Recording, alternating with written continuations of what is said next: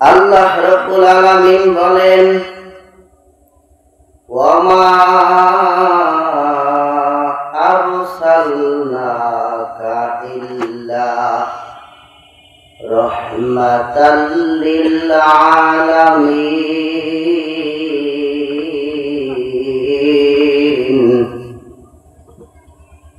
দুনিয়ার মানুষরে ভালো করে শুনে নেন। আল্লাহ রাব্বুল আলামিন বলেন, আমি আমার নবীকে রহমাতুল লিল আলামিন হিসাবে বানাইছি। আমি আমার নবীকে রহমত হিসাবে বানাইছি, আবার আমার নবীকে দুনিয়ার ভেতরে রহমত হিসাবে পাঠাবো। আল্লাহ রাব্বুল আলামিন বলেন, আমার নবীকে সর্বপ্রথম আমি আল্লাহ রহমত হিসাবে বানাইছি, আবার আমি রহমত হিসাবে পাঠাবো। দুনিয়ার ভিতরে যাইয়া আমার নবী গাছের জন্য রহমত হিসাবে থাকবে, মাছের জন্য রহমত, হিন্দুদের জন্য রহমত, সব কিছুর জন্য রহমত হিসাবে আল্লাহ বানাইছে। আবার আল্লাহ ঘোষণা দিয়েছে রহমত হিসাবে পাঠাইবে। এখানে কথা আসতে পারে, আমার নবী সারা পৃথিবীর রহমত কিভাবে হয়? এই নবী তো সবার শেষে আইছে, তার আগে তো অন্য নবীরা ছিলেন। রহমত কিভাবে হয়? আল্লাহ রাব্বুল আলামিন বলেন, শোনো,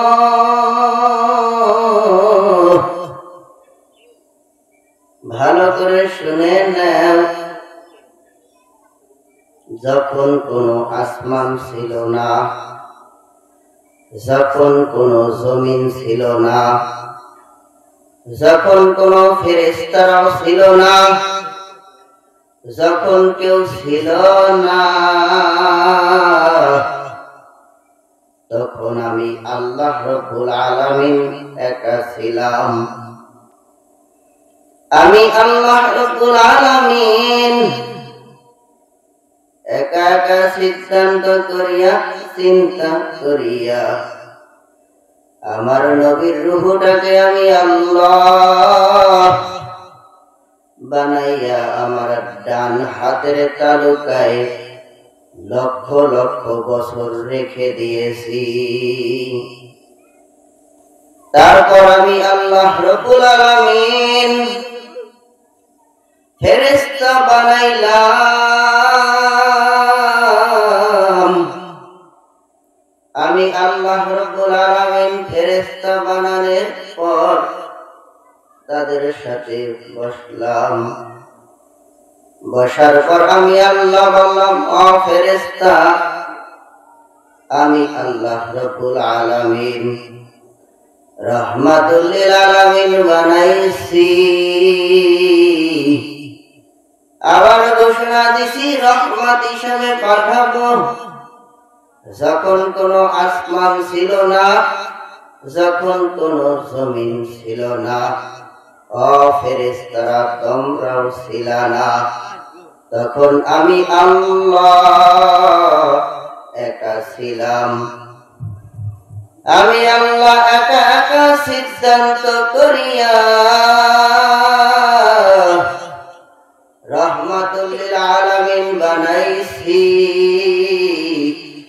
আবার রহমত হিসাবে পাঠাবো ঘোষণা দিয়েছি। ফেরেশতারা কিভাবে পাঠাবো বলো? ফেরেশতারা বলেন, আল্লাহ আমি তো জানি না। আল্লাহু আকবার। তখন আল্লাহ রাব্বুল আলামিন আবার চিন্তা করলেন, আবার একা একা করে সিদ্ধান্ত করলেন। সিদ্ধান্ত করিয়া বললেন ফেরেশতাকে, ফেরেশতা শোনো, আমি আল্লাহ রাব্বুল আলামিন আমার নবীকে রহমত হিসেবে বানাইছি, আবার রহমত হিসেবে পাঠাবো। আমি আল্লাহ মানুষের মাধ্যমে পাঠাবো। যাও যাও, আমি আল্লাহ আদম বানাবো। এই আদম থেকে মানুষ হবে, এই মানুষ থেকেই মানুষ হবে। এই মানুষ থেকে আমি রাহমাতুল লিল আলামিন বানাইছি, আবার রহমত হিসেবে পাঠাবো। ও ফেরেশতারা যাও যাও, মাটি নিয়ে আসো, আমি আদম বানাবো। আল্লাহু আকবার। আল্লাহর হুকুম পাইয়া যখন ফেরেশতা মাটি আনতে যাইবে, মাটি চিৎকার মেরে উঠবে, আমাকে ধরো না, আমাকে ছুঁয়ো না, আমার ব্যথা লাগতেছে। আল্লাহু আকবার। এই কথা যখন মাটির শুনবে, ফেরেশতা চলিয়া যাইবে। আল্লাহ রাব্বুল আলামিন বলবেন, ফেরেশতা মাটি আনো নাই। আল্লাহ মাটির গায়ে যখন থাবা মারতে যায়, মাটি চিৎকার মেরে ওঠে, বলে ধরো না, আমাকে ছুঁয়ো না, আমার ব্যথা লাগতেছে। আল্লাহ সহ্য করতে পারি না, মাটির দুঃখ আনতে পারি নাই। তখন আল্লাহ রাব্বুল আলামিন বলেন, ও ফেরেশতা, তোমাদেরকে দিয়া কোনো কাজ হইবে না। আজরাইল আসো। আজরাইলকে ডাক দিলেন, আজরাইল আসো, আমি আল্লাহ রাব্বুল আলামিন রাহমাতুল লিল আলামিন বানাইছি, আবার রহমত হিসাবে মানুষের মাধ্যমে পাঠাবো। কিভাবে পাঠাবো সিদ্ধান্ত করে দেখলাম, মানুষের মাধ্যমে পাঠাবো। আমি আল্লাহ আদম বানাইতে চাই, এই আদম থেকে মানুষ হবে, এই মানুষ থেকে মানুষ হবে, এই মানুষের ভেতর থেকে আমি রাহমাতুল লিল আলামিন বানাইছি, দুনিয়ার ভেতরে রহমত হিসাবে পাঠাবো। আজরাইল যাও যাও,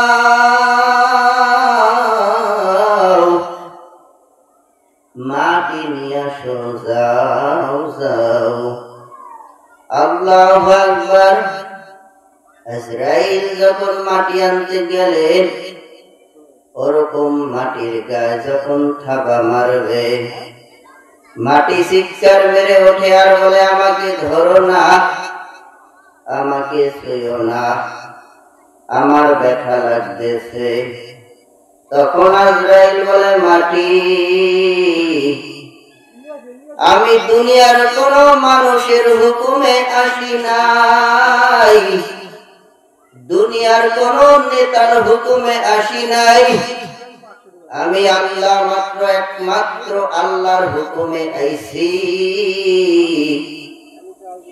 মাটি ভালো করে শোন, তোর কলিজাটা যদি ছিঁড়িয়া যায়, আমি তোকে নিয়ে আসব। আল্লাহু আকবার। এই কথা বলিয়া যখন আজরাইল মাটির গায়ে থাবা মারলেন, মাটি থাবা দিয়া উঠাইলেন, আজরাইলের এক থাবা মাটিতে 40 মণ মাটি উঠেছিল। আল্লাহু আকবার। এই মাটি নিয়ে যখন আল্লাহর দরবারে হাজির, বসির। মাটি নিয়ে যখন আল্লাহর কাছে গেছে, আজরাইলকে জিজ্ঞাসা করলেন কিভাবে আনলা? ফেরেশতারা তো মাটি আনতে পারে নাই। তখন আজরাইল বললেন, ফেরেশতার মতনই আমার সাথে মাটি ব্যবহার করেছে। যখন মাটি ধরতে গেছি, আমাকে বলে ছুঁয়ো না, আমাকে ধরো না। আমি এক কথা বলছি, দুনিয়ার কোন মানুষের নেতার হুকুমে আসি নাই, আল্লাহ আমি আপনার হুকুমে আইছি। আমি আপনার একটা হুকুমও অমান্য করতে পারবো না। আল্লাহ রাব্বুল আলামিন খুশি হইয়া গেলেন। খুশি হইয়া যাওয়ার পর ওই মাটি থেকে আল্লাহ রাব্বুল আলামিন হাত দিয়া ধইরা আজরাইলকে বলতেছে, ও আজরাইল শোনো, এই যে তুমি মাটি নিয়ে আসলা, এই মাটি দিয়েই যে আমি আদম বানাবো, এই আদম থেকে মানুষ হবে, এই মানুষ থেকেই মানুষ হবে। এই মানুষের জান কবজ করার জন্যই তো কি দরকার। আল্লাহ রাব্বুল আলামিন ওই থেকে আজরাইলকে ফিট করে রাখছেন। কারণ আমার ভাইরা, আমার বন্ধুরা, আজরাইলের কোনো দয়া নাই, আজরাইলের কোনো মায়া বলতে কিছু নাই। আল্লাহ রাব্বুল আলামিন যার বাড়ির দরবারে পাঠায়, আজরাইল কিন্তু আইজও পর্যন্ত রূহ না নিয়ে ফেরে না।